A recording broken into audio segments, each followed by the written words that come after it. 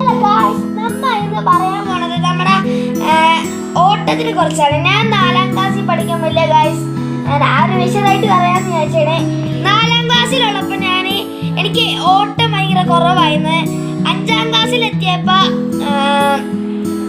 ഓട്ടമൊക്കെ കൂടി. എങ്ങനെയെന്നോ ഞാൻ നിങ്ങൾക്ക് പറഞ്ഞത്. ഞാൻ 4ാം ക്ലാസ്സിൽ എക്സസൈസും പിന്നെ ഓടിയൊന്നും ശീലിക്കാറുണ്ടായിരുന്നില്ല, പ്രാക്ടീസ് ഒന്നും ചെയ്യാറില്ല. ഇപ്പം ഞാൻ 5ാം ക്ലാസ്സിലെത്തിയപ്പോൾ എനിക്കൊരു ഐഡിയ തോന്നി. നമ്മുടെ ഫൈസനും ഷാസിലും ഇല്ലേ, ഷാസിലും ഫൈസിനായിട്ടും ഞാൻ പ്രാക്ടീസ് ചെയ്യും. അപ്പം ഞാൻ സ്കില്ലൊക്കെ കുറച്ച് പുറത്തൊക്കെ കാണിക്കുമ്പോൾ ഞാൻ പഠിക്കും. അങ്ങനെ ഞാൻ സ്കില്ലൊക്കെ എടുക്കാൻ പഠിക്കണം. പിന്നെ എനിക്ക് ഓട്ടത്തിന് ഞാൻ കുറച്ച് മോശമുണ്ട്, കുറച്ചല്ല ഭയങ്കരമായിട്ട് മോശമാണ്. എനിക്ക് അത്രയും ഓട്ടമൊന്നുമില്ല. നിങ്ങൾ സബ്സ്ക്രൈബ് ചെയ്ത് എനിക്ക് ഓട്ടം കൂടുമെന്നാണ് എൻ്റെ പ്രതീക്ഷ. എന്നാലും പ്രാക്ടീസ് ചെയ്താൽ ഓട്ടം കിട്ടുമെന്നാണ് എല്ലാവരും പറയണത്. ഇനി നമ്മൾ യൂട്യൂബിലൊക്കെ വിടുന്ന പ്രാക്ടീസിൻ്റെ ഇങ്ങനെ ചെറുതായിട്ട് വീഡിയോ ഉണ്ട്.